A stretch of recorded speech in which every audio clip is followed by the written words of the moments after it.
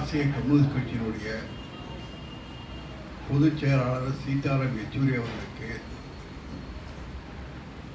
அவரை பற்றிய ஒரு சிறிய உரையை கூறிவிட்டு அவருக்கு ஒரு இரங்கலஞ்சலி செய்ய வேண்டும் என்று இந்த அவையை நான் கேட்டுக்கொள்கிறேன். கடந்த மாதம் 12ஆம் தேதி மருத்துவ சிகிச்சையுடைய பலனின்றி தோழர் யெச்சூரி அவர்கள் மறைந்தது இந்திய நாட்டினுடைய கருத்தியலுக்கு ஏற்பட்ட மிகப்பெரிய சோகம் என்று பலராலும் எடுத்து கூறப்பட்டுள்ள நிலையில் அவரை பற்றி ஏராளமான பதிவுகளும்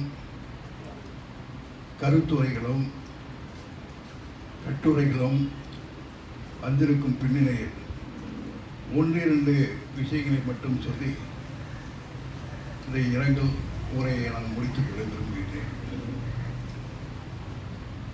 யெச்சூரி அவர்கள்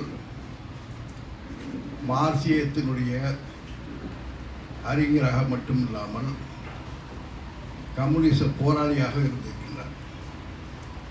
பலர் கம்யூனிஸ்ட் போராளிகளாக இருப்பார்கள், ஆனால் மார்க்சியத்தினுடைய புலமை பெற்றிருக்க மாட்டார்கள்.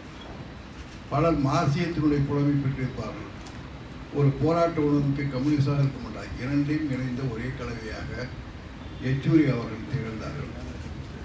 ஆரம்பத்தில் பாரிஸ் கம்யூன் தொடங்கி சோவியத் ரஷ்யாவின் புரட்சி, அதன் பின்னர் நடந்த உலகத்தில் நடத்தக்கூடிய இடதுசாரிகள் மற்றும் கம்யூனிஸ்டுடைய மாற்றங்கள், அதே நேரத்தில் இந்தியாவில் 1957ஆம் ஆண்டு முதலாக அமைந்த இஎம்எஸ்னுடைய தலைமையில் அமைந்த முதல் அமைச்சரவை மார்க்சிய இடதுசாரி அமைச்சரவை, அது தொடங்கி பாராளுமன்றத்தில் கிட்டத்தட்ட 61 உறுப்பினருடைய எண்ணிக்கை அளவுக்கு உயர்ந்திருந்த நிலை மாறி மேற்கு வங்கத்திலும் திரிபுராவிலும் ஆட்சியை இழந்து, மேலும் சிங்கிள் டிஜிட் சொல்லுவார்கள் 10 கீழே இன்றைக்கு 4 அளவிற்கு குறைந்திருக்கின்ற கட்சியினுடைய நிலையை உயர்த்தக்கூடிய கட்டாயம் என்பது அவருக்கு முன் இருந்தது. அதில் முக்கியமாக அவர் கருதி கொண்டிருந்தது ஜெர்மானிய கம்யூனிஸ்ட் ரோசா லக்சம்பர்கினுடைய கீழிருந்து சிந்திக்க வேண்டும், கீழிருந்து குரல் எழுப்ப வேண்டும் என்ற அடிப்படையில் உறுதியான நம்பிக்கை வைத்திருந்தார். அதே நேரத்தில் ரோசா லக்சம்பர்கிற்கும் லெனினுடைய பற்றிய புரிதலுக்கும் லெனின் பற்றிய புரிதலை ரோசா லக்சம்பர்க் தவறாக புரிந்து கொண்டார் என்ற விதத்தில் விமர்சனம் செய்து கொண்டிருக்கிறார். அடிப்படையில் என்னவென்றால், சோவியத்தினுடைய யூனியன் வீழ்ந்த பிறகு மிகப்பெரிய கேள்விக்குறி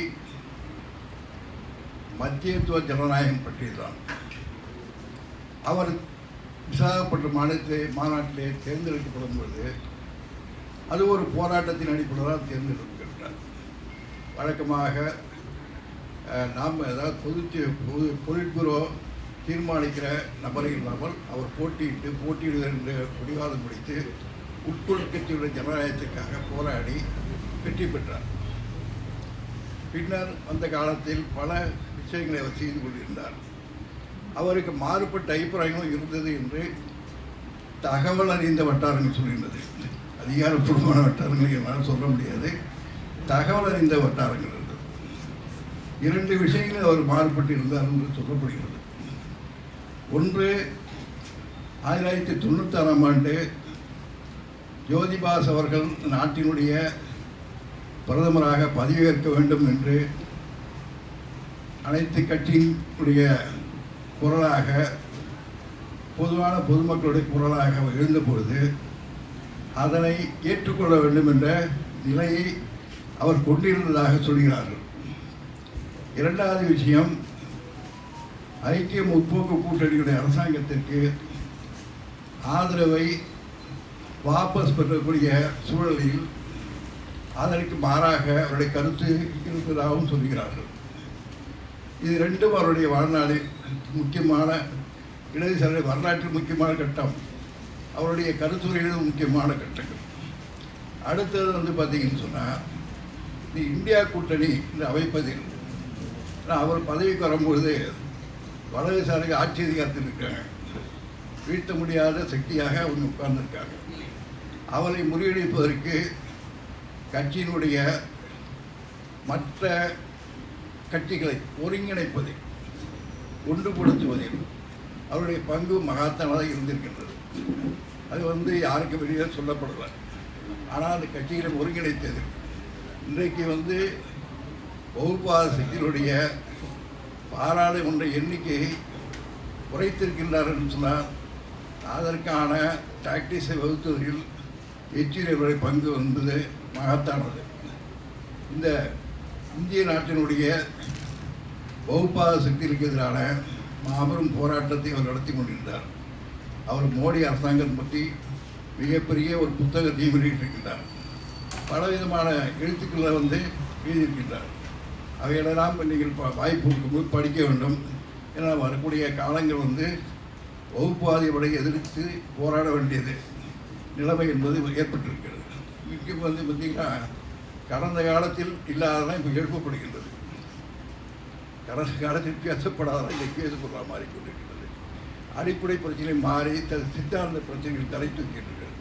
அப்போது சித்தாந்த போராட்டத்தில் நடத்த வேண்டும் பொழுது சித்தாந்த ஒற்றுமைக்கான ஒரு போராட்டத்தை நாம் நடத்த வேண்டிய அவசியம் இருக்கிறது.